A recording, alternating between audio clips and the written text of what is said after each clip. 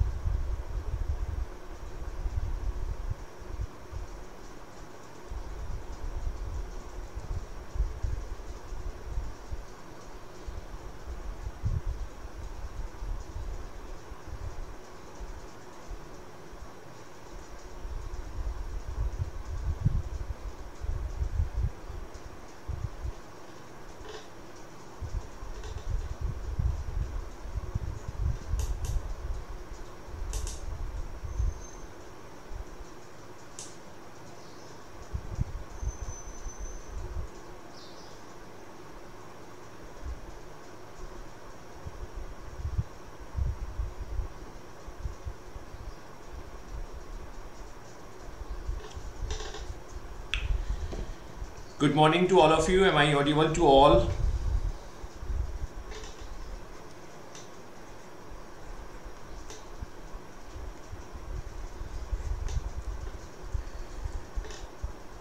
Good morning, Radhe Radhe, नमस्कार, अभिनंदन है आप सभी का। मेरी आवाज़ प्लीज़ कंफर्म कर दें। Good morning, I am good, I hope you are also doing good. आप सभी अच्छे होंगे ऐसा मैं उम्मीद कर रहा हूँ।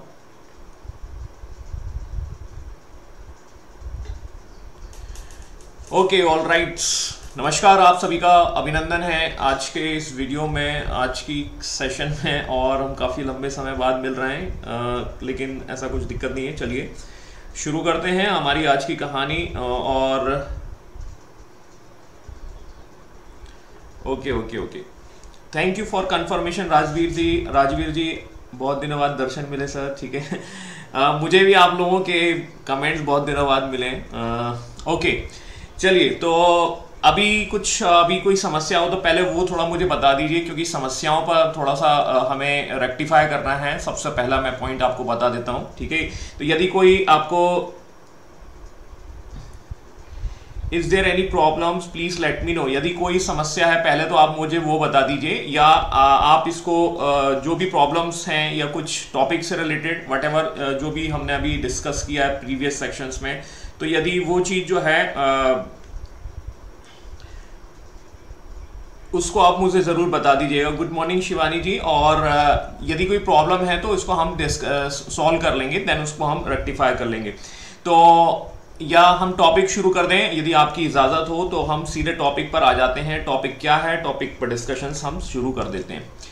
तो देखिए, अभी तक जो आपने सीखा, थोड़ा मैं उस बैकग्राउंड को बता देता हूँ। हमने मिडाइवल हिस्ट्री को कंप्लीट कर दिया था, और मेरे रिकॉर्डेड लेक्चर्स जो है वो आपको मिल रहे थे, और उस रिकॉर्डेड लेक्चर में हमने थोड़ा सा डिस्कशंस किया था मराठा पर, और मराठा के साथ हमने डिस्कस किए थे पोस्ट मुगल्स दैट मीन्स जो नाकारा है, मैं उनकी बात कर रहा हूँ, ठीक है। और पोस्ट मुगल्स के साथ साथ हमने देखा था कि एक एम्पायर जो है मुगल्स, वो मुगल एम्पायर जो है वो डाउन हो रहा है, और मुगल एम्पायर डाउन होने की वजह के साथ साथ एक पावर और इमर्ज हो रही है। इस पावर का नाम है मराठा। और एक सिचुएशंस हमने देखी थी कि ट्रायंगल बन रहा है, और ये ट्रायंगल किस किस के बीच में है। मुगल्स मैंने आपको बताया, हमने यहाँ पर देखे ब्रिटिशर्स, अभी ब्रिटिशर्स को नहीं देखा, और एक ट्रायंगल में मैंने आपको रखा था मराठास। तो ये मराठास जो हैं वो एक राइजिंग पावर है, मुगल्स जो है वो एक डाउन वाली पावर है। और यदि हम देखें तो यहां पर जो है एक्चुअल बेनिफिट, इनके बीच में एक बैटल हमने देखी 1761, और इस 1761 के बैटल का एक्चुअल बेनिफिट लेकर जाएंगे कौन? ब्रिटिशर्स लेकर जाएंगे। तो this is the scenario, this is the situations. और जब ब्रिटिशर्स आते हैं तो ब्रिटिशर्स का हमें बैकग्राउंड देखना होगा, और बैकग्राउंड देखने के लिए हमें जाना होगा the advent of Europeans company. यदि आपको याद होगा तो ये चैप्टर जो है वो हमने मिडाइवल हिस्ट्री में जब हम मुगल्स वगैरह को डिस्कस कर रहे थे, जब स्टार्टिंग उस समय आना चाहिए था, लेकिन मैंने आपको ये बताया था कि इस चैप्टर को हम बाद में डिस्कस करेंगे जब हम एडवेंट ऑफ यूरोपियन कंपनीज देखने वाले हैं। तो I hope this point is very very clear. मुझे थोड़ा सा कंफर्म कर दें तो मैं इसको आगे बढ़ाना शुरू कर देता हूं। और जो भी यदि कोई डाउट है आपको अभी तक जो हमने पढ़ा है, तो वो आप एक काम कर लीजिएगा, ठीक है। अभी मतलब यदि आप अभी नहीं दे पा रहे हैं उसका आंसर्स, मतलब कोई डाउट, तो आप डाउट्स को लिख लीजिएगा, 1 to 1 हम उस पर डिस्कशंस कर लेंगे। अब देखिए, आगे मैं तो अब हम शुरू करने वाले हैं। चैप्टर का नेम है एडवेंट ऑफ यूरोपियंस कंपनी। देखिए, नाम से ही क्लियर है, नाम से ही समझ में आ रहा है आपको, advent of Europeans company, that means कि यूरोपियंस कंपनी जो है वो इंडिया में आने की कोशिश। ये आगमन कहाँ, ये अराइवल्स जो है एडवेंट कहाँ पर है, that is in the Indian सब कॉन्टिनेंट्स। मैं सब कॉन्टिनेंट्स इसलिए कह रहा हूँ क्योंकि इंडिया सब कॉन्टिनेंट्स के आसपास के क्षेत्रों में ये यूरोपियंस कंपनी आना शुरू हो जाती है, ये सभी आपको पता होगा।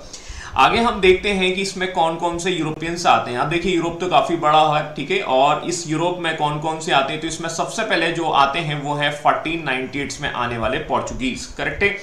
पुर्तगाली जो है सबसे पहले आते हैं 1498 में, और सबसे लास्ट में इन्हीं के बगल में जो आपको दिखाई दे रहे हैं दैट इज द फ्रेंच जो है वो सबसे लास्ट में आते हैं। और इसके बीच में आपको बहुत सारी जो है जो कंपनीज हैं वो देखने को मिलती हैं। बट हमें जो डिस्कशंस करना है, हमें वो डिस्कशंस करना है कि ये क्यों आ रहे हैं, कब आ रहे हैं और यहाँ पर वो उनका क्या इम्पैक्ट हो रहा है। ठीक है, तो इस पर हम थोड़ा सा डिस्कशंस करेंगे।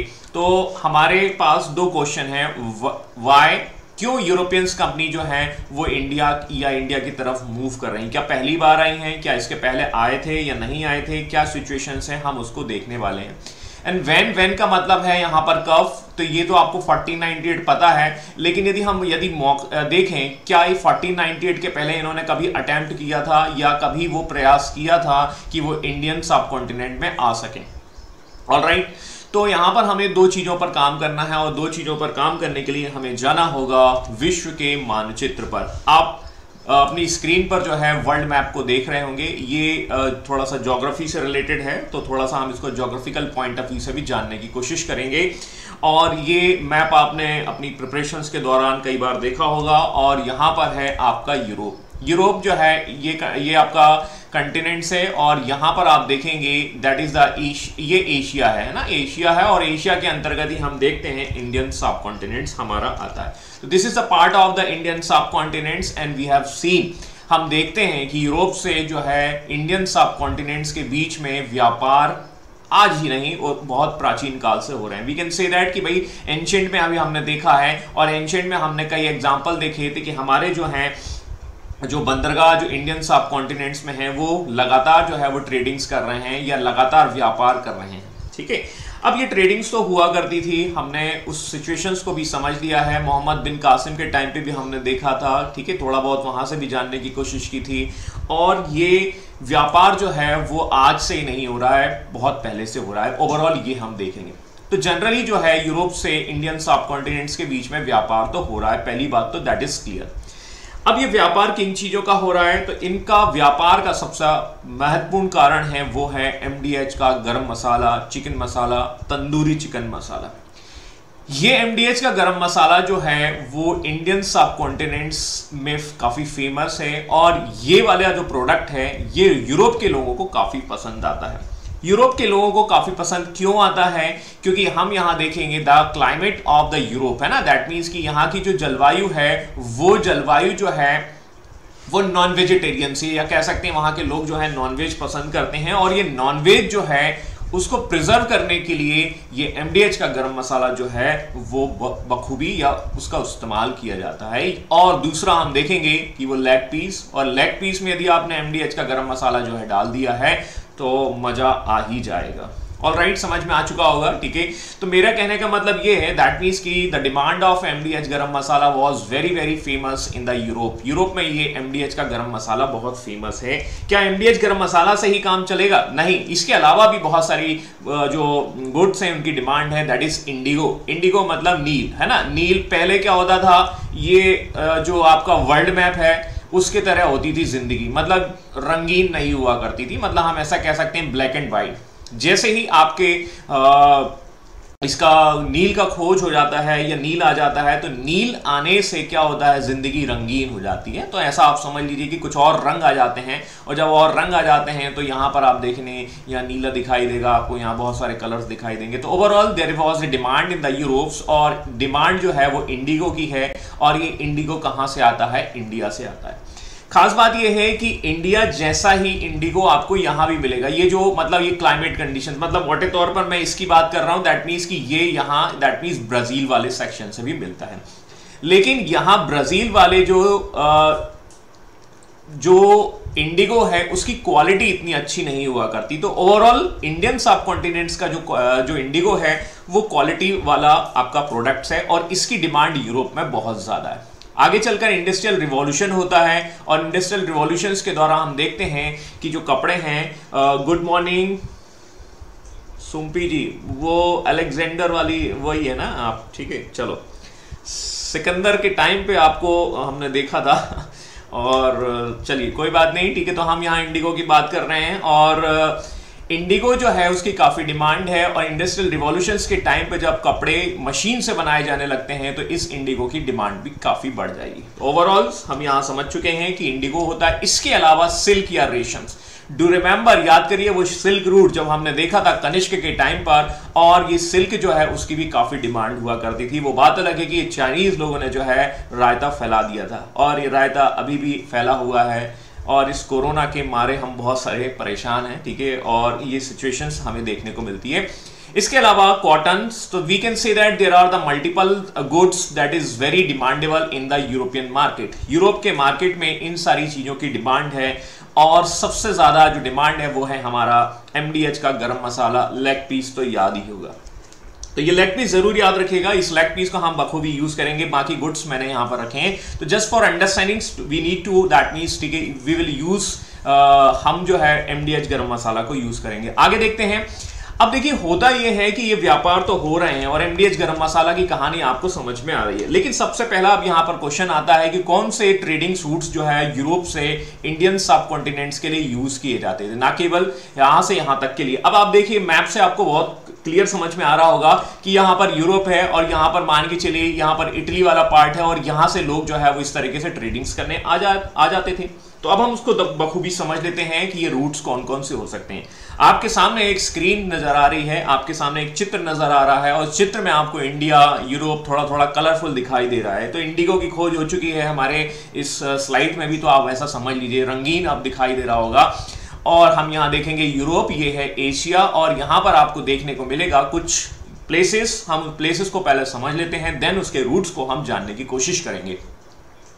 This is India and this is very very famous for the MDH का गरम मसाला। उसके अलावा हम देखेंगे कि कॉटन्स और ये सारी चीजें हैं। गोवा और कैलिकट जो हैं वो प्लेसेस हैं, that is very famous place. This is very famous ports to tradings, ये ट्रेडिंग्स के लिए काफी फेमस पोर्ट्स हैं। और दूसरा हम यहाँ पर देखेंगे कि यहाँ पर कुछ जगह हैं, उनके नाम थोड़ा थोड़ा देख लेते हैं। यूरोप है, यूरोप के बगल में आपको यहाँ पर ये यूरोप और एशिया को कनेक्ट करता है, दिस इज द टर्की, और ये टर्की का एक पार्ट है जिसको हम एशिया माइनर या एशिया माइनर का पठार कह सकते हैं। और यहां पर आपको एक नजर आ रहा है जिसका नाम है कॉन्स्टेंटिनोपल या कुस्तनतोनिया, ठीक है, नाम तो सुना ही होगा। And this is very famous place, ठीक है, ऑफ ये खास जगह है, इसको जरूर याद रखिएगा। इसके बगल में ही बगदाद है, अभी आप थोड़ा बहुत वहां से लड़ाई झगड़ा चल रहा है, वहां से भी कनेक्ट करके देख सकते हैं, मैप आपने देखा होगा। तो ये मोटे तौर पर एक समझ में आ चुका है। और ट्रेडिंग्स के लिए वहां से या यूरोपियंस जो है वो किन रास्तों की बात करते थे, तो थोड़ा थोड़ा हम उसको देख लेंगे। ये समरकंद, याद करिए मुगलों के टाइम पर हमने इसकी चर्चा की थी, तो यहां पर समरकंद है, आपको दिखाई देगा। इसके अलावा यहां आपको दिखाई देगा जंजीबार, ये ज्योग्राफी के पॉइंट ऑफ व्यू से आप देखेंगे कि ये भी एक आइलैंड होता है, that is also famous for I think long वगैरह के लिए फेमस है ये, आप ज्योग्राफी में जब आप पढ़ते हैं। तो बहरहाल जो हम बात करने वाले हैं वो ट्रेडिंग रूट्स की बात करने वाले हैं, और ट्रेडिंग रूट्स में पहला रूट्स है दिस इज द, जो है वो समुद्र के माध्यम से होगा। ऑफ कोर्स, ठीक है, यहां पर हम देखेंगे फारस की खाड़ी के साथ जो है कनेक्ट है, this is the part of the, that means, ठीक है, ये गल्फ ऑफ पर्शियन गल्फ जिसको कहा जाता है, और यहां से आप देखेंगे ये एक रूट यूज किया जाता है। तो this is the very famous routes for the tradings. पहला रूट हमने डिस्कस किया है। इसके बाद हम देखते हैं second route, that is the second routes, और ये दूसरा रूट जो है that is related to the land. ये कॉम्बिनेशन है, आप ऐसा समझ लीजिए, और कॉम्बिनेशन है इसमें आप देखेंगे that is through the Iraq and the Turkey and then again sea by the Venice. Venice मतलब इटली वाला पार्ट है। तो मोटे तौर पर हम इस रूट की बात कर रहे हैं, और इस रूट के साथ हम समझते हैं कि ना केवल हम लैंड रूट्स को यूज कर रहे हैं बल्कि हम सी रूट्स को भी यूज कर रहे हैं। तो वी कैन से दैट कि एक वाला जो है वो गल्फ, ये पर्शियन गल्फ हो गया, और ये वाला जो है वो आपका लैंड रूट्स हो गया। मोटे तौर पर ये दो खास रूट्स हम देखेंगे, दो connected to each others. Apart from these two famous routes हम देखेंगे एक तीसरा और है, और वो है आपका रेड सी, है ना, लाल सागर। रेड सी ये वाला जो पार्ट है यहाँ वाला है, और ये रेड सी आपको देखने को मिलेगा। और रेड सी मतलब, और इसमें हम देखेंगे Alexandria. Alexandria you can see over there, आप मैप में क्लियर यहां पर देख रहे हैं, that is the Cairo. Cairo is the capital of the Egypt, ये सब आपको पता होगा। और यहां से हम देखेंगे कि ये समंदर वाला पार्ट है, दैट इज मेडिटेरियन सी, और यहां पर vanish, vanish is a part of the Italy. तो मोटे तौर पर हम देख सकते हैं कि वन और two that is connected to the each others, है ना, ये दोनों एक दूसरे से कनेक्टेड होते हैं। और ये तीसरा वाला पार्ट जो है वो यहां से होता है। मैं फिर से इसको ड्रॉ कर देता हूं, और ये आपको समझ में आ जाना चाहिए मेरे हिसाब से, तो इसमें कोई दिक्कत नहीं है, मैं हाइलाइटर का यूज कर लेता हूं। देखिए एक तो ये वाला रूट हो गया, दिस वन, ठीक है, and the second one is called this. तो हमें एक आइडिया समझना है, और आइडिया ये समझना है कि यहां पर एक जगह की काफी ज्यादा इंपॉर्टेंस है, and this place name is called the Constantinople. ठीक है, मैं बार बार जिसकी चर्चा कर रहा हूं, and the fourth one is the ये चौथा वाला रूट है, और ये चौथा वाला रूट जो है वो इधर से आता है, ये आपका मध्य एशिया है ना, और सेंट्रल एशिया से across central Asia and the Russia, ये मेरे पीछे छुप गया होगा, मैं इसका ज्यादा यूज नहीं हो जाता। This route is not much famous. ये वाला जो रूट जो आप चौथा नंबर देख रहे हैं दैट इज नॉट ज्यादा यूज नहीं होता, ये ज्यादा यूज नहीं होता है। तो मोटे तौर पर आपने एक चीज समझ में देखी होगी कि इस सिचुएशंस में whatever the scenario we have discussed, this place is very very important and this place name is called the Constantinople। इस पर थोड़ा सा गौर फरमाइएगा। ये यूरोप से इंडिया के बीच में एक कह सकते हैं मध्य बिंदु का काम कर रहा है, that means the middle points, और ये मिडिल पॉइंट्स जो है आगे चलकर प्रॉब्लम क्रिएट करेगा। तो ये तो सिचुएशंस आपने समझ ली है। अब ये सिचुएशंस को हम थोड़ा समझेंगे और इस बैकग्राउंड की ओर जाने की कोशिश करेंगे। 7th सेंचुरी में हम देखते हैं there is a starting of the Islam in the Mecca and Medina, ठीक है, जो मक्का और मदीना वाला जो पार्ट है हम इसको कह सकते हैं, वहां पर जो है इस्लाम की उत्पत्ति हो जाती है। 7th सेंचुरी की मैं बात कर रहा हूं, ठीक है। कौन ने किसने क्या शुरू किया हम उस पर डिस्कशन नहीं करेंगे। हमारा उद्देश्य यहां पर है एडवेंट ऑफ यूरोपियंस कंपनी का रीजन फाइंड आउट करना, why they are coming in the 1498 and what they are doing, ठीक है, वो क्या करने वाले हैं। तो मक्का और मदीना से हम देखते हैं इस्लाम की उत्पत्ति होती है, और 7th सेंचुरी के समय की ये घटना है। और 7th सेंचुरी में जब ये मक्का मदीना में इस्लाम का उदय होता है, तो अब हम देखते हैं कि देखिए Islam is just like the rise of the new religions, rise of the, we can say that कि भाई किसी ने नया मोबाइल फोन खरीदा है और ये जो इस्लाम है ये एक्सपैंड करेगा, और ये एक्सपैंड जहां कहां करेगा, that is in the this area. अब आप देखेंगे कि यहां पर आप देखेंगे कि ये इस्लाम को लेकर हमारे यहां पर एक व्यक्ति था जिसका नाम था मोहम्मद बिन कासिम, डू रिमेंबर्स, ठीक है। मोहम्मद बिन कासिम 711-12 में आपका आया था, इसके बारे में हमने चर्चा की थी। और जब मैंने ये बात आपको बताई थी तब मैंने आपको ये भी बोला था कि इस्लाम का जो आगमन है इंडिया में 711-12 में होगा।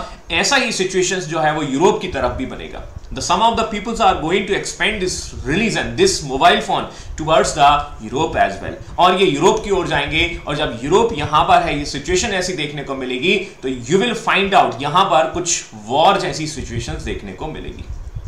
All right, और यहां पर हम देखते हैं कि यहां पर ये वॉर जो होते हैं वो थोड़ा ये समझ में आ गया होगा। और we can say that these war we will observe from the 11th century to 13th century. 7वीं शताब्दी में इस्लाम का उदय हुआ, और 11वीं से 13वीं शताब्दी के बीच में हम यहां पर रिलीजियस वॉर देखेंगे। रिलीजियस वॉर का मतलब है धर्म युद्ध, जैसे कुछ बीजेपी वाले कहते हैं कि ये धर्म युद्ध है, ठीक है, और कुछ विशेष धर्म के लोग अलग कुछ बातें करते हैं। तो ओवरऑल हमें ये समझना है कि there was a war in between two ideologies. Two ideologies का मतलब है cross and the crescents. Cross का मतलब है यहां पर क्या, दैट मींस, ठीक है, the crescent is nothing but like this, ठीक है।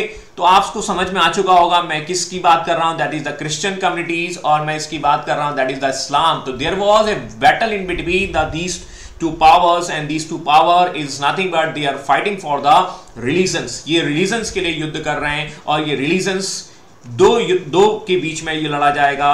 इस युद्ध के परिणाम ये होंगे कि यहां पर हम देखेंगे इस्लाम जो है या क्रीसेंट है वो जीत जाएगा। क्रूसेड शब्द याद रखिएगा, धर्म युद्ध, ठीक है, जो आपका एनसीईआरटी की बुक्स में मिलता है। तो हमने देखा कि 11th सेंचुरी के बीच में 3 बैटल लड़े जाते हैं, और 3 बैटल की सीरीज जो होती है उसका रिजल्ट ये होता है कि क्रीसेंट जीत जाता है, क्रिश्चियन कम्युनिटीज जो है वो डिफीट हो जाती है, हार जाती है। और इसके फलस्वरूप वी कैन से दैट इसका रिजल्ट जो हमें डिस्कस करना है दैट इज 1453। और यहां पर हम देखते हैं कुस्तनतोनिया का पतन हो जाता है, जो एशिया माइनर में हमने जो प्लेस देखा था मैं उसकी बात कर रहा हूं। तो वो मैप जरूर याद रखिएगा, और उस मैप में आप देखेंगे कि कॉन्स्टेंटिनोपल का पतन हो जाता है, और इस मैप में मैंने आपको यही बताया था, ये है कुस्तनतोनिया। This is the very important place, this is the very important points related to the that is the connecting Europe and the India। तो अब आप देखेंगे ये वाला पार्ट जो है वो किसके हाथ में चला गया है, इस्लाम के हाथ में चला गया है, या तुर्किश मुस्लिम्स के हाथ में चला गया है। अब ये जो लोग हैं वो यूरोप से इंडिया आने के लिए क्या करेंगे, बैरियर का यूज करेंगे। जैसे आप देखते हैं कि गवर्नमेंट जो है वो आपको देखेंगे कि जगह जगह बैरियर लगा दिए। तो same kind of that means कि barrier we can observe in between the Europe and the Indian subcontinents. अब ना कोई इधर से जा सकेगा ना कोई इधर आ सकेगा, ठीक है। तो आप ऐसा समझ सकते हैं कि ये प्लेस जो है बहुत इंपॉर्टेंट है। और 1453 में हम देखते हैं कि कुस्तुनतोनिया पर जब आपका तुर्किश मुस्लिम्स का अधिकार हो जाता है तो क्या अब आपका जो रूट्स हैं, याद करिए, वो रूट्स जो है वो आपके डेवलप हो पाएंगे? नहीं, you can not move from one place to another place, ठीक है। और जब आप एक जगह से दूसरी जगह नहीं आ पाएंगे तो हम कह सकते हैं there is end of the land routes. मतलब मोटे तौर पर आप देखेंगे कि लैंड रूट्स है ही नहीं है, ठीक है, जो हमने अभी डिस्कस कर दिए हैं। और इसलिए हमें चाहिए एक अन्य मार्ग, और अन्य मार्ग की हमें खोज करनी होगी। तो that's why we need a sea route, इसीलिए हमें सी रूट की आवश्यकता है। और ये सी रूट जो है मेरे इमेज के पीछे आपको समझ में आएगा कि भाई हमें क्या करना चाहिए। तो कॉन्स्टेंटिनोपल के जैसे ही हम देखेंगे फॉल होता है तो हम देखेंगे लैंड रूट्स जो है वो हमारा खत्म हो जाता है। We need another options and this is the sea routes, है ना। मतलब हमें कोई एक नया मार्ग चाहिए होगा और एक नया समुद्री मार्ग चाहिए होगा जो हमें याद दिला दे, जो हमें वापस दिला दे वो हमारा MDH का गरम मसाला जो हमने बहुत दिनों से नहीं खाया। दैट मीन्स वो लेग पीस वी नीड। अब ये लेग पीस को खोजने की कोशिश में, मतलब मेरा कहने का मतलब है वो MDH का गरम मसाला जो खोजने की कोशिश की जाएगी वो सबसे पहले अटेम्प्ट किए जाएंगे स्पेन एंड पोर्चुगीज, ठीक है। अब स्पेन और पुर्तगाल ये यूरोप के ही कंट्री हैं, अभी हम इसको मैप में डिस्कस कर लेंगे। और स्पेन और पुर्तगाल के ये जो कंट्रीज हैं इनको सबसे पहले जो है याद आएगी वो लेग पीस, है ना। वो लेग पीस बहुत दिन से नहीं खाया है, ठीक है। मौसम भी सुहाना हो चुका है, ठीक है। आप प्री मानसून की बौछार देख चुके हैं, पकोड़े और चाय का मौसम आ चुका है और लेग पीस का मौसम भी आ चुका है। तो अब हम बात करने वाले हैं, सबसे पहले पोर्चुगीज की बात करते हैं कि किस तरीके से पोर्चुगीज आने की कोशिश करते हैं। देखिए अभी मैं पहले एक बैकग्राउंड बना रहा हूं और ये बैकग्राउंड से आपको सिचुएशन सारी समझ में जाएंगी, देन उसको हम समराइज वे में कर देंगे। अभी तक कोई समस्या हो तो बताइएगा, अदरवाइज जो है हम आगे बात करते हैं। और अब देखिए पोर्चुगीज जो है सबसे पहले इसमें अटेम्प्ट करते हैं और पुर्तगालियों में हम देखेंगे the name is called the Prince Henry. Prince Henry को द नेविगेटर के नाम से जाना जाता है और he was very very excited in the sea route. That means क्या होता है कि कुछ लोग की आदत होती है दैट कि समुद्र की यात्राएं करना। अब उस समय जो है इंस्टाग्राम या व्हाट्सअप या मतलब आपकी यूट्यूब तो हुआ नहीं करते थे, तो इनके एक चैलेंजेस हुआ करते थे या इनकी जो रुचि हुआ करती थी वो होती थी नेविगेशंस में। अरे सर सुबह सुबह भूख लगा दी, कोई बात नहीं है, ठीक है। शाम होते होते तक आपके हाथ में लेग पीस होगा क्योंकि तब तक जो पोर्चुगीज जो है अपना इंडिया की MDH गरम मसाला की खोज कर चुके होंगे, तो आप भी जो है उसकी खोज कर चुके होंगे। तो सी रूट्स को खोजने के लिए या कह सकते हैं समुद्र की यात्राओं करने के लिए बहुत ही फेमस माने जाते हैं द हेनरी, और ये पुर्तगाल के एक प्रिंस होते हैं या राजकुमार होते हैं। अब हम थोड़ा सा देखेंगे कि इसमें क्या होते हैं कि प्रिंस क्या करते हैं कि he was very much excited for the leg piece, और ये लेग पीस को एक्साइटेड दैट मीन्स को एग्जीक्यूट करने के लिए एक व्यक्ति को पकड़ कर लाते हैं जिसका नाम है बार्थोलोमियो डियाज। बार्थोलोमियो डियाज क्या कर रहे हैं भाई? कुछ नहीं कर रहे हैं, लॉकडाउन में खाली बैठे हैं। एक काम करोगे, क्या करना है सर? ठीक है, आपको क्या करना है, एक शिप लेके आना है और शिप से क्या करना है, आपको नए सी रूट्स को खोज करना। बोला साहब क्या मिलेगा? इससे हमें मिलेगा लेग पीस, ठीक है। लेग पीस से हम बनाएंगे दैट मीन्स ठीक है MDH का गरम मसाला जो है हम लेग पीस में डालकर खाएंगे, और इस तरीके से हमारी सिचुएशंस हम देखेंगे। तो Bartolomeu Diaz was a person who was moving towards the Indian सब कॉन्टिनेंट्स। वो बोलेगा ठीक है साहब, मैं क्या करूंगा, शाम तक जो है वो आपके लिए MDH का गरम मसाला लेकर आ जाऊंगा।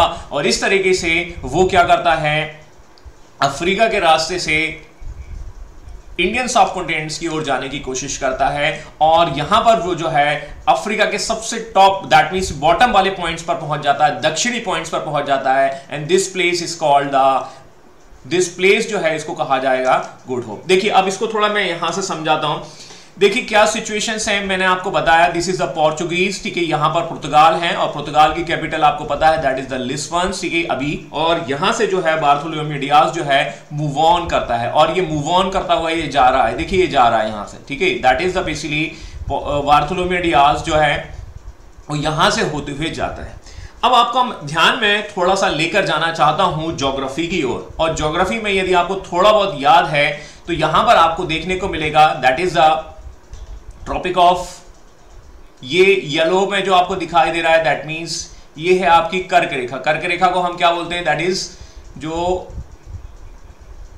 कर्क रेखा, इंडिया से होकर जाती है ना। इसके बाद आप देखेंगे यहां बीचों बीच से मोटे तौर पर आप देखेंगे दैट इज 0 डिग्री, और 0 डिग्री को हम इक्वेटर के नाम से जानते हैं। मैं यहां पर लिख देता हूं इक्वेटर, मोटे तौर पर यहां पर समझ लीजिए। और यहां पर नीचे आपको मिलेगा ट्रॉपिक ऑफ कैप्रिकॉन्स, मतलब मकर रेखा। थोड़ा सा नीचे आ जाइए, ये लगभग यहां से। अब एक्चुअली मैंने ये ड्रॉ क्यों की हैं, इसमें आप थोड़ा सा यहां पर जानने की कोशिश करेंगे तो आपको थोड़ा सा समझ में आएगा। ज्योग्राफी में आपने शायद विंड्स की डायरेक्शंस देखी हो, और इस विंड की डायरेक्शंस को यदि आप जानने की कोशिश करेंगे तो क्या है कि विंड्स जो हैं वो कुछ इस तरीके से चलती हैं। मैं यहां पर ड्रॉ कर रहा हूं केवल ये विंड्स है ना, ये ऐसा आप समझ लीजिए, और ये कुछ ऐसी विंड्स होती हैं। शायद आपने वेस्टर्लीज है ना, वेस्टर्लीज या आप कह सकते हैं कि जो पछुआ पवनें आपने सुनी हो, व्यापारिक या ट्रेड विंड्स आपने नाम सुने हो, मैं उन पवनों की बात कर रहा हूं, मैं उन विंड्स की बात कर रहा हूं, और उनकी डायरेक्शन कुछ ऐसी हुआ करती। अब बार्थोलोमेव डियाज चला तो गया है, लेकिन उस समय ऐसा कहा जाता था, या एक ऐसी मान्यता थी, या ऐसा कह सकते हैं मिथ था, कि यदि आपने 0 डिग्री को क्रॉस किया तो क्या आएगा, भूत आएगा। भूत आने का मतलब यहां पर क्या है, समुद्र में जो है बहुत ज्यादा हलचलें होती हैं, और ये हलचलें ज्यादा एक्टिव हो जाती हैं जब ये पवनें जो हैं अपने एक्टिव डायरेक्शंस में होती हैं। तो जैसे तैसे बार्थोलोमेव डियाज अपने साथियों के साथ यहां तक तो पहुंच गया, लेकिन आप देखेंगे आपने दैट मीन्स की जो पवनें आपने यहां पर देखते हैं, दैट मीन्स की वहां पर एक्सट्रीम हो जाती हैं। शायद आपको याद होगा, दैट मीन्स की 40, 50, 60 की मैं बात कर रहा हूं, ठीक है। और ये पवनें यहां पर बहुत ज्यादा एक्सट्रीम हो जाती हैं। जब एक्सट्रीम हो जाती हैं तो ताउते जैसे तूफान आ जाते हैं, और ताउते तूफान का एक झलक आपने जो है टीवी जो आपके न्यूज चैनल है वहां जरूर देखा होगा। मेरा कहने का मतलब सिर्फ इतना है कि जब आपका शिप जो है वो आपका समंदर में जाएगा तो वो जो है वो नॉर्मल तरीके से नहीं जाएगा। You have to challenges lots of faces, ठीक है। आपको बहुत सारे चैलेंजेस फेस करने होंगे because of these kind of the winds. इन विंड्स की वजह से अब क्या होगा, वास्को डी गामा यहां तक पहुंच तो जाएगा। वास्को डी गामा जो है, मैं इसको आपको दैट मींस क्लियर करता हूं इस मैप को, तो मोटे तौर पर आप देखेंगे because of this the wind directions, जैसे तैसे जो है वास्को डी गामा इस पॉइंट पर तो पहुंच जाएगा, and this point is called the that means the bottom of the Africa. Africa का सबसे निम्नतम बिंदु है, यहां तक पहुंच जाएगा। लेकिन इसके बाद जो है बार्थोलोमेव डियाज की भी जो है हिम्मत जो है वो जवाब दे देती है, और वो वापस चला जाता है कहां पर, दैट मींस ठीक है राजा के पास। राजा को बोलता है, अब राजा जो है वो उस पर जो है गुस्सा करेगा, इसलिए क्या कहता है बार्थोलोमेव डियाज कि साहब जो है हम उस जगह तक पहुंच चुके हैं, उस बॉटम पॉइंट तक पहुंच चुके हैं। यदि हम उस बॉटम पॉइंट से थोड़ा सा इधर की ओर चले जाएं, दैट मींस इंडियन ओशंस की ओर चले जाएं, तो शायद हमें जो है वो इंडियन सब कॉन्टिनेंट्स मिल जाए, और हम वहां से एमडीएच का गरम मसाला लेकर आए।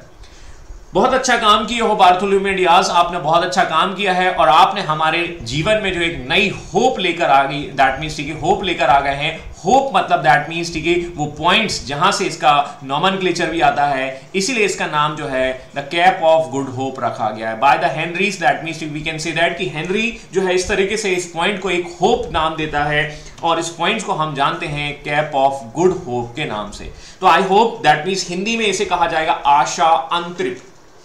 तो एक आशा है, एक कह सकते हैं विजन है, और इस विजन के द्वारा जो है हम यहां पर इस पॉइंट्स को खोजने में सफल रहे। ऑलराइट, तो ये कहानी हो गई है, और ये कहानी को हमने समझ लिया है कि किस तरीके से कैप ऑफ गुड होप की खोज की जाती है 1486 से 1487 के आसपास, ठीक है। और यहां पर सबसे पहला जो व्यक्ति है उसका नाम है बार्थोलोमेव डियाज।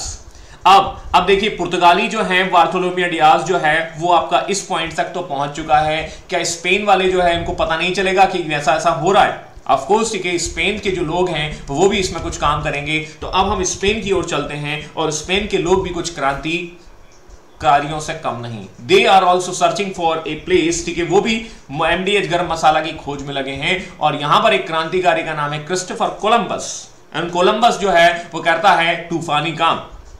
तूफानी काम इसलिए करता है क्योंकि वो जो है अपना लैंड रूट्स बार्थोलोमेव डियाज जैसा फॉलो नहीं करता। बार्थोलोमेव डियाज जो है वो अफ्रीका से होते हुए गया, लेकिन इसने बोला कि नहीं, मैं अपना रूट जो है अलग से चुनूंगा, और उसने ये बोला कि मैं यूरोप के वेस्ट डायरेक्शंस में जाऊंगा, मतलब पश्चिम से, that is the Atlantic oceans, ठीक है। तो यहां पर वो क्या करने वाला है, अब इसको मैप से समझ लीजिए, ठीक है। यहां पर आप देखेंगे दिस इज द ये पुर्तगाल और स्पेन है ना, थोड़ा सा यहां से समझिए। और यहां पर क्रिस्टोफर कोलंबस जो है वेस्ट डायरेक्शंस की ओर मूव करेगा। This is the Atlantic oceans, और ये अटलांटिक ओशंस की ओर मूव करता है और ये जाने की कोशिश करता है। बोला यहां से जाऊंगा, और जब यहां से जाऊंगा तो मुझे क्या मिल जाएगा, इंडिया मिल जाएगा। मिला उसे, यहां पर मिल गए, और यहां पर एक कम्युनिटी मिलती है। दैट मींस ठीक है, उनका जो फेस होता है दैट इज कॉल्ड रेड होता है। ठीक है, आप यहां से थोड़ा सा समझने की कोशिश करिए। और यहां के लोग जब मिले तो उसने बोल दिया कि ये तो रेड इंडियन है। ठीक है, तो इस तरीके से इस नॉमेनक्लेचर्स यहां पर आपको देखने को मिलेगा। The red Indians communities found by the Christopher Columbus, और बोलता है कि ये इंडिया मिल गया। तो पहले लाल लोग हैं, ठीक है, और यहां पर इस तरीके से उसने उनका नाम जो है रेड इंडियन रख दिया और बोला इंडिया मिल गया। लेकिन आप और हम जो है जानते हैं कि ये इंडिया नहीं है, ये जो है दैट इज द आपका नॉर्दर्न अमेरिका है, नॉर्थ अमेरिका वाला कंटिनेंट से। तो इस तरीके से हम समझ सकते हैं कि रेड इंडियन कम्युनिटीज जो है यहां पर रहती है। लेकिन क्रिस्टोफर कोलंबस ने क्या इंडिया की खोज की? क्या वाकई में एमडीएच का गरम मसाला मिला? नहीं।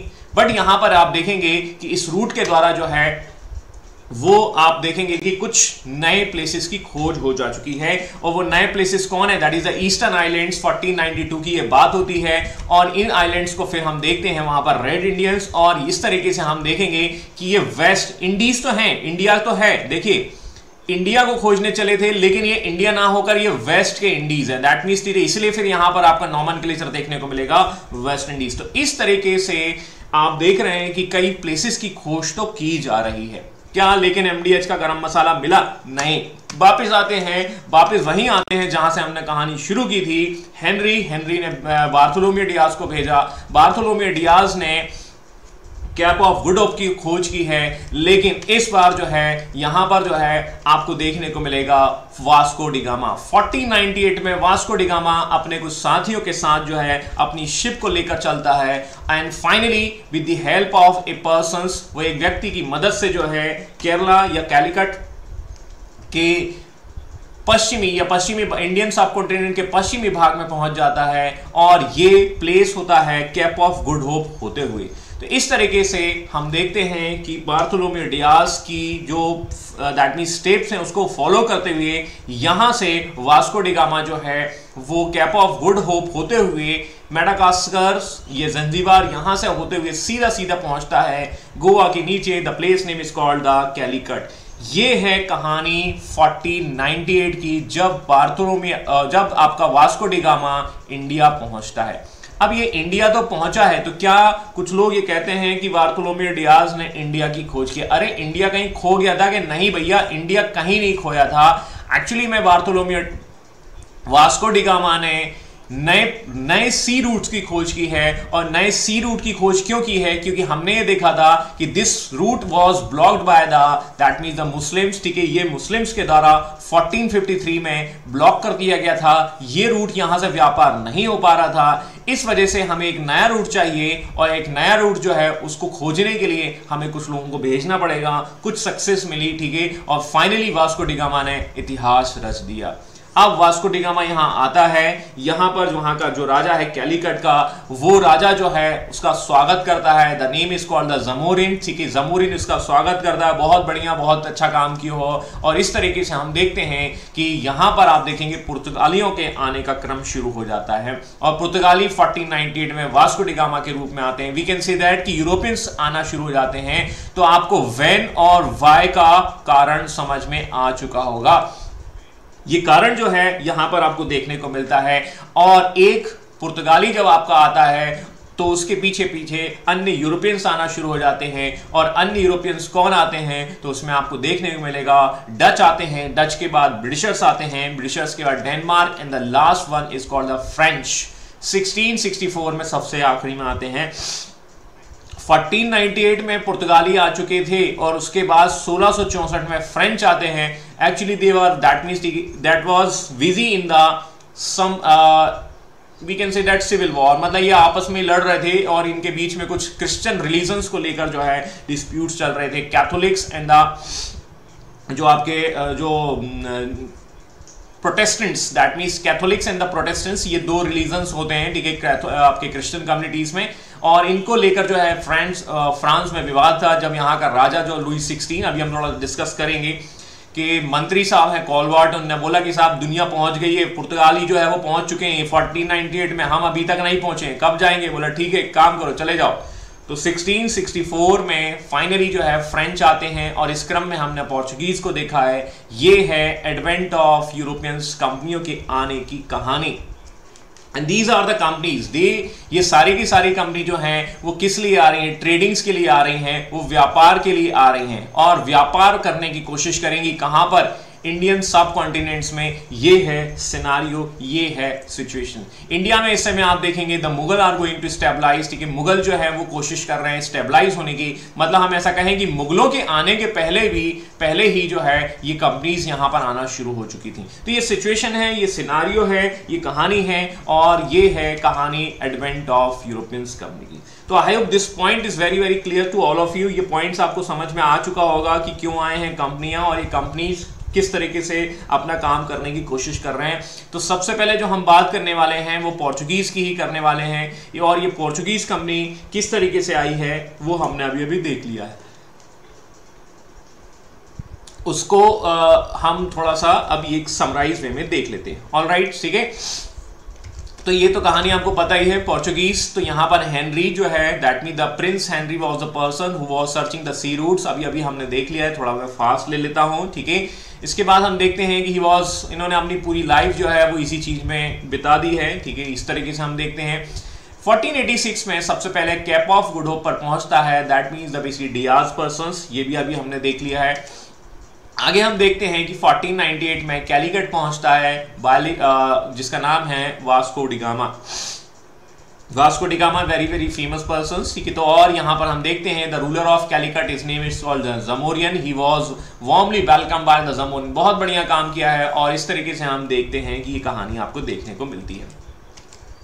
अब हम देखेंगे कि पुर्तगाली के मतलब दैट मीन्स हमारा जो है वास्को डिगामा आ चुका है और वास्को डिगामा के बारे में कहा जाता है कि इसने अपनी शिप में भरकर ले गया एमडीएच का गरम मसाला। एमडीएच का जब गरम मसाला लेकर चला गया और यूरोप में जाकर ये लगभग 50% 60% जो है मुनाफा कमाता है। मतलब आप देख लीजिए कि बहुत सारा पैसा जो है ये बनाने की कोशिश करते हैं। तो वास्को डिगामा के पीछे पीछे पेड्रो अल्बारेज कैब्रल जो है वो इंडिया में आ जाते हैं और इस तरीके से यूरोपियंस के आने की कहानी शुरू हो जाती है। समय है 1500 एडी। 1500 एडी में आने की कोशिश होती है और 1501 में फर्स्ट फैक्ट्री कोची केरला में और उसके बाद कैन्नौर में स्टेबलाइज की जाती है। किसके द्वारा? पोर्चुगीज के द्वारा। यहां पर एक बात ध्यान रखने की है, यहां पर एक बात समझने की, फैक्ट्री का मतलब यहां पर क्या है? फैक्ट्री का मतलब है गोडाउन। गोडाउन मतलब गोदाम और गोडाउन का मतलब वो चीज है जैसे मान के चलिए आप एमपी में हैं, लेट सपोज मान लीजिए, और यहां से आपको कुछ चीजें भेजनी है तो आपको क्या करना होगा? आपको वहां पर कुछ ऐसी एक प्लेस बनाना होगा जहां पर आप अपने गुड्स को रख सकें। तो ये फैक्ट्री का मतलब है एक गोडाउन और यहां पर वो गुड्स को रखा जाता है और गुड्स जो है उसको इंपोर्ट और एक्सपोर्ट किया जाता है। मोटे तौर पर यहां पर उसका ट्रांसपोर्टेशन करने के लिए एक बनाया गया स्थान है, उसे कहा जाएगा फैक्ट्री। और इस तरीके से हम देखते हैं कि फर्स्ट फैक्ट्री जो है कोची केरला में लगाई जाती है 1505 का, फिर उसके बाद 1505 में कैन्नौर में लगाई जाती है। तो यहां पर इस तरीके से हम देखते हैं कि व्यापार या ट्रेडिंग शुरू हो गई है। I hope this point is very very clear to all of you. अभी तक की कहानी आप सभी को क्लियर होगी और इस तरीके से हम समझने की कोशिश कर रहे हैं कि पोर्चुगीज इंडिया में आ चुके हैं, व्यापार उनका उद्देश्य है और जब वो व्यापार करने इंडिया में आ रहे हैं, अब व्यापार करने तो आ चुके हैं और व्यापार करने के साथ साथ उन्हें यहां पर क्या करना होगा? उस व्यापार को एडमिनिस्ट्रेशंस देना होगा, दैट मीन्स इसको रेगुलाइज करना होगा, उसको व्यवस्थित करना होगा और व्यवस्थित करने के लिए यू नीड ऑफिसर्स, आपको चाहिए अधिकारी। और अधिकारी कौन आएंगे? अधिकारी आएंगे हमारे गवर्नर साहब और उन गवर्नर का नाम है दैट इज अल्मीडा। पूरा नाम होगा Francis de Almeida. He was a person who was handling the administrations in India that for the Portuguese. पुर्तगालियों के लिए पहले गवर्नर जनरल के तौर पर, मतलब गवर्नर के तौर पर जो है इंडिया में आते हैं अल्मीडा साहब। अब देखिए अल्मीडा का काम क्या है? इस व्यवस्था को रेगुलेट करना, इस व्यवस्था को मैनेज करना और इस व्यवस्था को मैनेज करने के पॉइंट ऑफ व्यू से ये आपके आ रहे हैं। He was following the blue border policies। अब देखिए आपने पुर्तगाल को देखा है, पुर्तगाल इत्तू सा देश है और इस इत्तू से देश को जो है इंडिया पूरा इस पर तो कैप्चर कर नहीं पाएगा।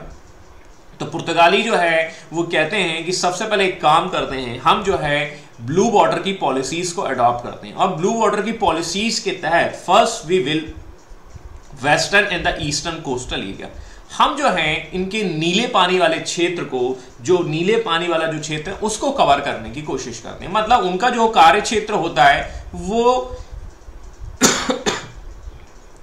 कोस्टल एरिया से रिलेटेड होता है। मतलब ये क्या करते हैं कि इसी क्षेत्र में अपना एम्पायर या अपने व्यापार को बढ़ाने की कोशिश करते हैं, और अल्मीडा ने इसी चीज पर फोकस किया। अब आप देखिए इतिहास में कई ऐसे शासक हैं, हर रूलर की, हर शासक की अलग अलग पॉलिसीज है। याद करिए कुछ शासक जो हैं वो मैरिज पॉलिसीज को अपना रहे हैं। भाई साम्राज्य का एक्सपेंशन करना है, और साम्राज्य का एक्सपेंशन करने के लिए हमें कोई सी भी पॉलिसीज अपना सकते हैं, और यहाँ पर कुछ रूलर्स जो हैं वो मैरिज पॉलिसीज को अडॉप्ट कर रहे हैं। Some of the rulers are following the war strategies, हमने देखा था अजात शत्रु को, उसके वेपन्स को हमने देखा था। तो वी कैन से दैट कि these kind of the strategies used by the different rulers.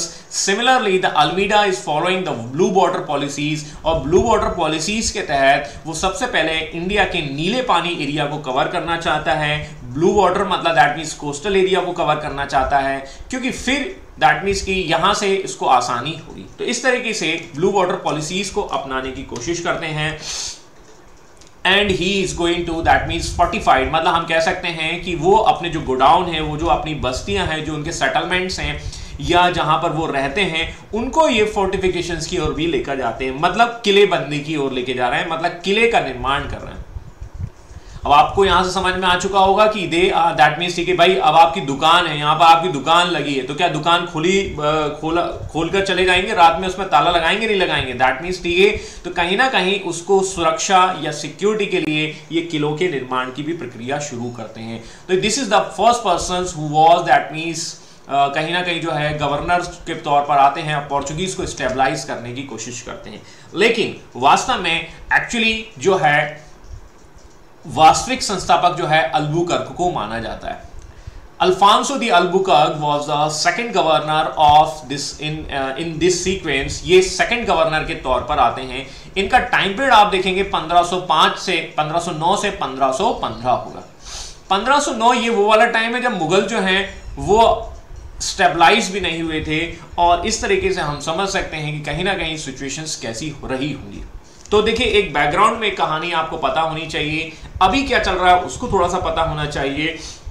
और यदि आपको थोड़ा बहुत याद है, याद करिए बहमनी किंगडम्स, और बहमनी किंगडम्स, और हमने देखा था विजयनगर, तो विजयनगर तो नीचे हो जाएगा। तो बहमनी किंगडम्स के समय पर हमें देखने को मिलेंगे आदिल शाही डायनेस्टीज के रूलर, और आदिल शाही का जो एरिया है वो है गोवा।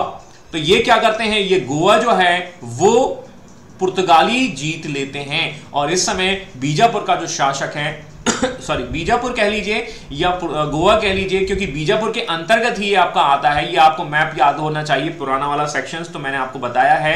यहां पर बीजापुर के अंतर्गत ही गोवा है, और गोवा में एक रूलर है जिसका नाम है Adil Shah, and Adil Shah was defeated by de Albuquerque. और अल्बुकर्क यहां पर पुर्तगालियों की दैट मीन्स पावर को स्टेबलाइज करते हैं, और मोटे तौर पर हम देख सकते हैं कि 1510 में ये बीजापुर या गोवा जैसे सेक्शंस को जीत लेते हैं, और ये बड़ी विक्ट्री होती है किसकी, अल्फांसो द अल्बुकर्क की।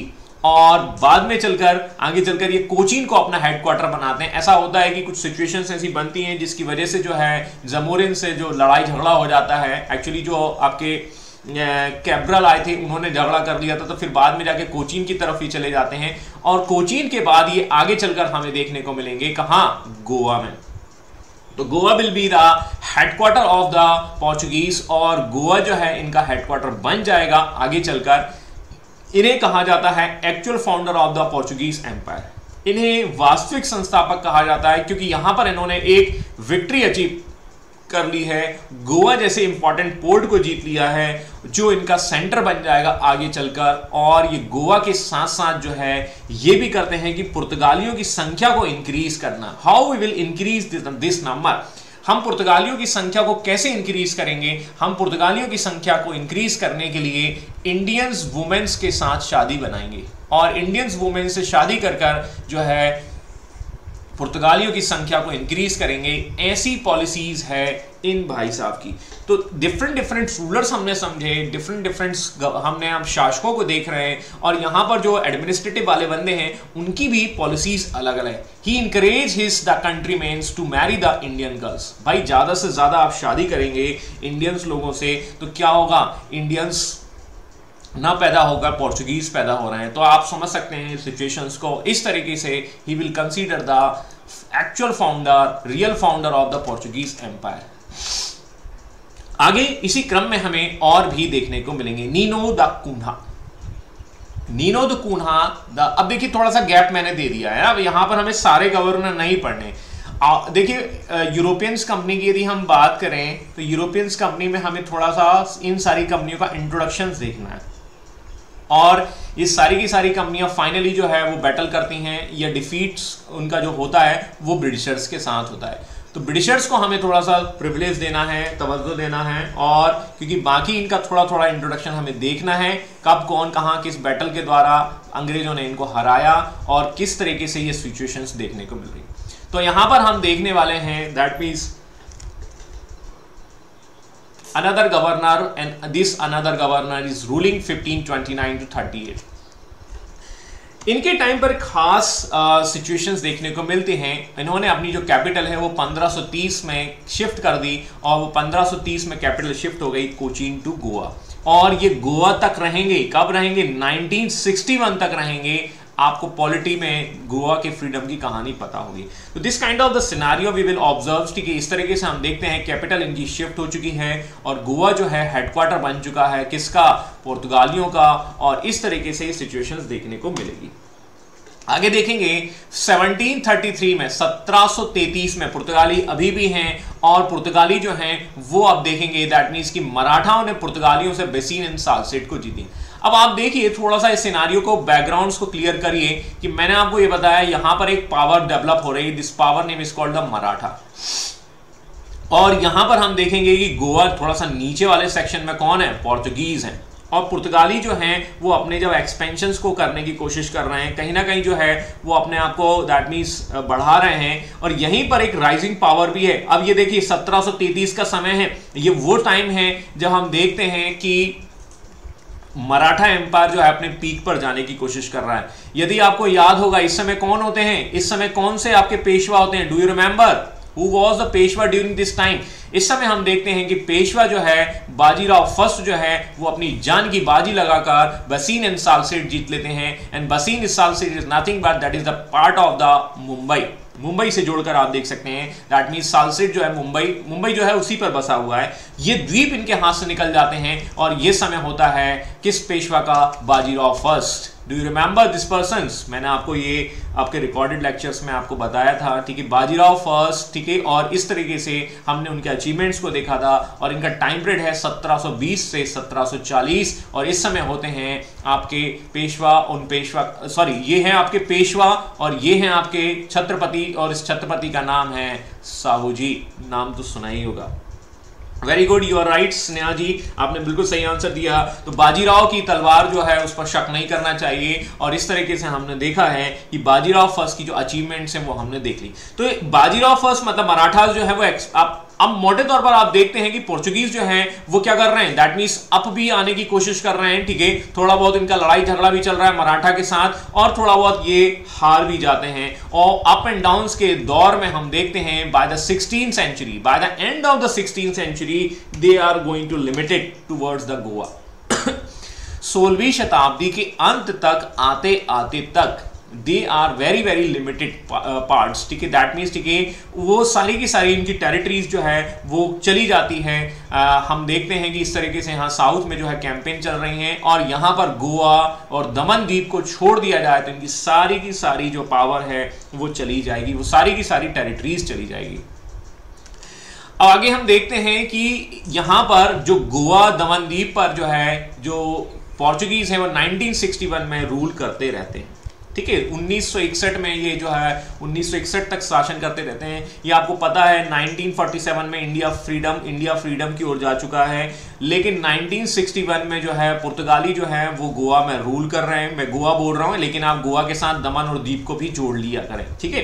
तो गोवा में ये रूल कर रहे हैं और आगे चलकर जो इंडियन गवर्नमेंट है दैट मीन्स, ठीक है, वो क्या करेगी, एक आपकी ऑपरेशन चलाएगी और इस ऑपरेशन के थ्रू जो है इस गोवा को जो है इंडियन दैट मीन्स यूनियन का पार्ट मान लिया जाएगा या पार्ट में शामिल कर लिया जाएगा।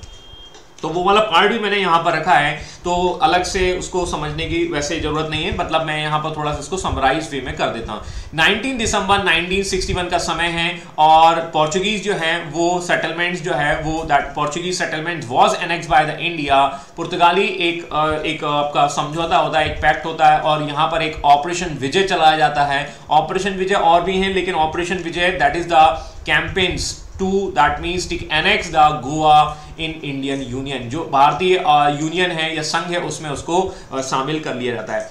व्हेन जब इसका एनेक्सेशन होता है तब इसे एक यूनियन टेरिटरी के तौर पर शामिल किया जाता है। तो मैंने आपको बताया गोवा, दमन एंड द्वीप, है ना। तो ये गोवा, दमन, द्वीप, इन तीनों को जो है यूनियन टेरिटरीज का दर्जा दिया जाएगा, केंद्र शासित प्रदेश के अंतर्गत इनको रखा जाएगा और बाद में जाकर 1961 में ये आपको घटना देखने को मिलती है और 12वें संविधान संशोधन द्वारा यूनियन टेरिटरी में शामिल किया जा रहा है। मैंने देखिए वो आर्टिकल्स अमेंडमेंट्स उनको भी रख लिया है, क्योंकि देखिए क्या है कि history is very very connected to the that means other subjects. और कई लोग जो है वो ये भी कहते हैं the history is the mother of all subjects, that means ठीक है, कहीं ना कहीं कह सकते हैं कि वो अन्य सब्जेक्ट्स से जुड़े होते हैं। तो मैंने वही चीज यहाँ पर जोड़कर बता दिया है।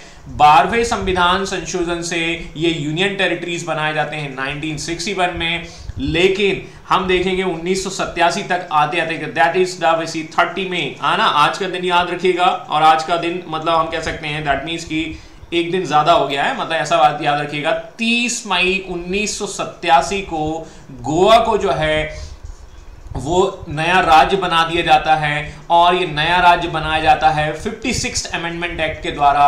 एंड इंडिया का 25वां राज्य जो है वो कौन सा होगा, गोवा होगा, ठीक है। यहां पर थोड़ा सा ठीक कर लीजिएगा, इंग्लिश में गड़बड़ आया, ठीक है। तो यहां पर इसको मत समझिए, 25वां that is the 25th states and this states name is called the Goa and this that means union territory से हम कन्वर्ट कहां कर रहे हैं, दैट मीन्स स्टेट का दर्जा दिया जा रहा है। और ये 56 अमेंडमेंट एक्ट 1986 की समय की बात है और समय है 30 में 30 मई 1987। दमन द्वीप का क्या हुआ? दमन द्वीप जो है वो केंद्र शासित प्रदेश ही रहे, यूनियन टेरिटरी ही रहे और ये यूनियन टेरिटरी आगे चलकर जो है आप देखेंगे कि इन दमन और दीप दोनों को क्या कर दिया जाएगा, दादर नगर हवेली के साथ मिला दिया जाएगा। ये आपको पता होना चाहिए। तो ये कहीं ना कहीं कनेक्शन वहां से जुड़ा हुआ है और ये मेरे को जैसा याद आ रहा है 2020 की बात है। 2020 में जो है आप वहां से कनेक्ट करके देख सकते हैं। तो दमन एंड द्वीप that was the union territories and उसको बाद में जो है इनको एक बना दिया गया है। ये कहानी आपका पता होनी चाहिए। तो this is the scenario, this is the related to the Goa और ये गोवा की कहानी है। और इस तरीके से हम देखते हैं पुर्तगाली सबसे पहले इंडिया में आते हैं और सबसे आखिरी में इंडिया से जाते हैं। ये है पुर्तगालियों की कहानी। I hope this point is very very clear to all of you. This is the political facts, ठीक है। पॉलिटिकल राजनीतिक जो तथ्य हैं वो भी मैंने यहाँ रख दिए हैं और इनको हम देख लेंगे, ठीक है। और इनको मैं आपको बता देता हूँ। अब थोड़ा सा डिस्कशंस कर लेते हैं कि वाई द पोर्चुगीज, पुर्तगालियों के क्या क्या ऑब्जेक्ट्स हैं, क्या क्या उद्देश्य थे जिसकी वजह से वो आ रहे हैं। तो एमडीएच का गरम मसाला तो है ही, अपार्ट फ्रॉम दिस वो किस तरीके से यहां पर आने की कोशिश करते हैं, ठीक है। उनके क्या उद्देश्य होते हैं? सबसे पहला उनका उद्देश्य तो ये होता है कि जो बीच में जो अरब के जो व्यापारी होते हैं उनका इंपॉर्टेंस या उनका जो इफेक्ट है वो कम करना चाहते हैं। देखिए मैंने आपको बताया था कि बीच में अरब आ चुके हैं, यहां पर इंडियन सब कॉन्टिनेंट्स और यहां पर आप देखेंगे यूरोप है। तो यहां से यहां के बीच में आप देखेंगे कि ये प्रिविलेज लेने की कोशिश कर रहे हैं अरब के व्यापारी या वेनिस के व्यापारी कह लीजिए। वेनिस मतलब इटली के व्यापारी। तो मोटे तौर पर यहां के व्यापारियों को क्या हो रहा है, मुनाफा हो रहा है या प्रॉफिट हो रहा है। सारी कहानी तो प्रॉफिट की है। तो यूरोपियंस जो हैं इस चीज को बाईपास करना चाहते हैं, इस चीज को अपना प्रभुत्व बनाने की कोशिश कर रहे हैं और यहां से वो एक नया रूट स्टेबलाइज कर लेते हैं और इस वजह से उनके प्रभाव को, इंपैक्ट को खत्म करना चाहते हैं। It was the object of the Portuguese. Got it, points, ठीक है। इसके अलावा they are coming to expand, that means, ठीक है, प्रोपोगेशन ऑफ द क्रिश्चियनिटी, ठीक है, दैट मीन्स ईसाई धर्म का प्रचार करना चाहते हैं।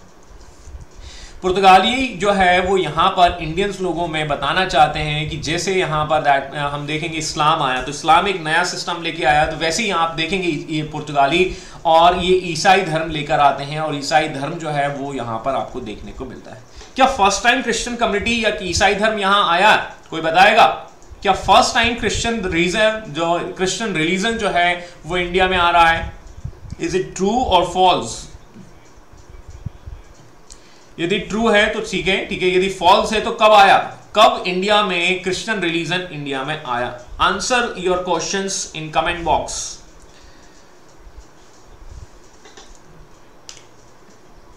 मेरे प्रश्न का उत्तर आप कमेंट बॉक्स में कमेंट कर दें कि when the Christian religion is arriving in India, कब जो है ईसाई धर्म इंडिया में आ रहा है? क्या पुर्तगाली इसको फर्स्ट टाइम लेकर आते हैं? यदि नहीं लेकर आते हैं तो आपका आंसर करेक्ट करिए।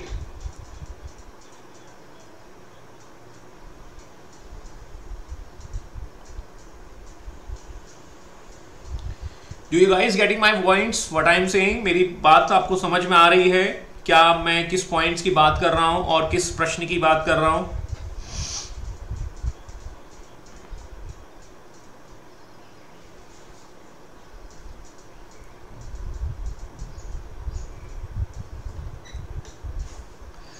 चलिए, ये पॉइंट्स मैं अभी आपको डिस्कस। राजवीर जी, बिल्कुल आप सही नहीं हैं। पुर्तगाली जो है वो क्रिश्चियन रिलीजन को लेकर नहीं आते। सबसे पहले क्रिश्चियन रिलीजन इंडिया में कौन लेकर आता है? किस टाइम समय की बात है? कौन से शासनकाल की समय की बात है? कमेंट करिए। देखिए, थोड़ा रिवाइज भी करते रहना है हमें, ठीक है। ऐसा नहीं है कि हम आगे पढ़ते जाएं और पीछे भूलते जाएं। तो यदि आपको थोड़ा बहुत पीछे की कहानी याद होगी तो आपको याद आएगा कि कब जो है क्रिश्चियन रिलीजन जो है वो इंडिया में आया। मौर्य पीरियड के बाद, फॉरेन इन्वेजन के times. You are right Ajit ji, आप बिल्कुल सही हैं, लेकिन थोड़ा सा क्लियरिटी करें तो और अच्छा मजा आ जाएगा, ठीक है। ये संबित पात्रा की तरह बात जो है वो क्लियर समझ में नहीं आती है ना। बिल्कुल सही है, आप मौर्यन पीरियड्स के बाद की ही बात होती है, लेकिन कब, कहां, कैसे? चलिए, मैं ये प्रश्न के साथ आपको छोड़ देता हूं, ठीक है, लेकिन थोड़ा सा उसको बैकग्राउंड को रिवाइज करिए। कल मैं आपको डिस्कस जरूर करूंगा, ठीक है। हम इस पर हम बात करेंगे कि कौन सा रिलीजन। तो एक आंसर खोजने की कोशिश करिएगा। मैं जिस प्रश्न की बात कर रहा हूं कि जब क्रिश्चियन रिलीजन्स पुर्तगालियों के द्वारा नहीं लाया गया, तो फर्स्ट टाइम जब क्रिश्चियन रिलीजन्स कब आता है और किस टाइम पीरियड के समय आता है, उसकी हम चर्चा करेंगे, ठीक है। लेकिन अभी हम इस पॉइंट्स को आगे बढ़ाते हैं। तो they are coming, that means, ठीक है, ईसाई धर्म के साथ आते हैं पुर्तगाली, और इंडियंस लोगों को बोलते हैं कि आपको क्या करना है, you have to accept the Christian religion. आपको क्रिश्चियन रिलीजन यूज करना है, आपको एक्सेप्ट करना है। और इसी वजह से कहीं ना कहीं Indians people are, that means, ठीक है, एंग्री, वो नाराज हो जाएंगे और इंडियन लोग इनको सपोर्ट नहीं करेंगे। तो this is one of the reason of the decline of the Portuguese as well. ये कहीं ना कहीं एक कारण भी है कि पुर्तगाली जो हैं वो इंडिया से या इंडिया में इतना स्टेबलाइजमेंट नहीं करते, जो सबसे पहले 1498 में आए थे, लेकिन वो सिमट कर रह गए गोवा, दमन द्वीप पर। अभी अभी हमने समझा क्यों हो गए। तो इसका कारण यही है कि the people of India is not supporting, है ना। आप किसी के सीधे सीधे आप आते हैं व्यापार करने, और व्यापार करने का सीधे सीधे कहते हैं अब आप कल से अपना धर्म चेंज कर लीजिए, ठीक है। तो ये थोड़ा सा गड़बड़ हो जाता है। The people of India is not supporting because of on this issue. और इस तरीके से हम पुर्तगालियों के उद्देश्य की बात करें। क्या कारण है ये? अब देखिए, पुर्तगालियों को हमने देख लिया है, और इसका मैंने आपको बताया कि क्रिश्चियन रिलीजन्स कब आता है ये आप मुझे बताएंगे कल, ठीक है। तो मैं आज का सेशन यहीं पर होल्ड कर रहा हूं, ठीक है। Tomorrow we will start from the decline of the Portuguese. हम उनके कारणों को डिस्कस करेंगे, और एक कारण तो अभी अभी हमने डिस्कस कर ही लिया है, ठीक है। अब मुझे ना आप लोग थोड़ा सा सहयोग ये करिए कि आपको कोई प्रॉब्लम है। पहला तो points, that means any doubt. पहला तो क्वेश्चंस, कोई समस्या, कोई प्रॉब्लम, कोई डाउट, तो वो मुझे आप बताइए, ठीक है। दूसरा मुझे बता दीजिएगा कोई पीडीएफ मिसिंग है, कुछ मुगल्स का पीडीएफ का आप कुछ कह रहे थे, तो मुझे श्योर नहीं है, बट मैंने एक्चुअली भेजा हुआ था, तो एक बार वो मुझे क्लियर करिएगा। और लास्ट पीडीएफ आपको कब तक का मिला है वो मुझे क्लियर कर दीजिएगा। तो ये आई थिंक ये एडवेंट ऑफ यूरोपियंस कंपनी का नहीं भेजा है, तो मैं आपको आज भेज दूंगा। तो ये थोड़ा सा पीडीएफ का आप मुझे क्लियर कर दीजिएगा। और कोई भी समस्या है तो मुझे बता दीजिए। आने वाले दिनों में अभी हम 7 से 8 ही लेके चल रहे हैं, ठीक है, लेकिन मैं इसको थोड़ा सा एक्सटेंड कर दूंगा, मेरे ख्याल से आपको दिक्कत नहीं होनी चाहिए।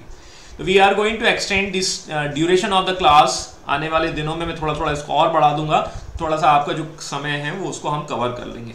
आई hope you can understand the situations. थोड़ा सा सिचुएशंस जो है वो फेवर में नहीं थी, तो कहते हैं ना कि कुछ तो मजबूरियां रही होंगी, वरना यूं ही कोई गायब नहीं हो जाता। तो ये है थोड़ी सी सिचुएशंस, और इस सिचुएशंस में आप लोगों ने थोड़ा सा धैर्य रखा। Thank you for your contributions. तो अब ये ड्यूरेशन हम बढ़ा देंगे। कोई समस्या हो तो मेरे को बता दीजिएगा, कोई सिचुएशंस क्या है, किस तरीके से हम देख रहे हैं। मराठा पोस्ट मुगल्स हमने डिस्कस कर लिए हैं, आप उनका रिकॉर्डेड लेक्चर देख लीजिएगा, क्योंकि वो मराठा और पोस्ट मुगल्स जो है वो वापस आएंगे, ध्यान दीजिएगा। और वो वापस आएंगे क्योंकि हम यहाँ पर पोर्चुगीज की बात कर रहे हैं, तो हम ब्रिटिशर्स की जब बात करेंगे और ब्रिटिशर्स का सेक्शन हम देखने वाले हैं। मैं चाहता था कि ये वाला जो सेक्शन है वो ऑनलाइन ही हो, ठीक है, इसलिए थोड़ा सा मैं स्लो भी था, तो ये वाला सेक्शन यहाँ पर आपको देखने को मिलेगा। तो आज की कहानी को हम यहीं समाप्त करते हैं। घर पर रहिए, सुरक्षित रहिए, मदमस्त रहिए, सुरक्षित वैक्सीन लगवाते रहिए, और ये सिचुएशंस जल्दी ही निकल जाएगी। तो thank you for the day, thank you for your contributions, thank you for your patience, goodbye, take care.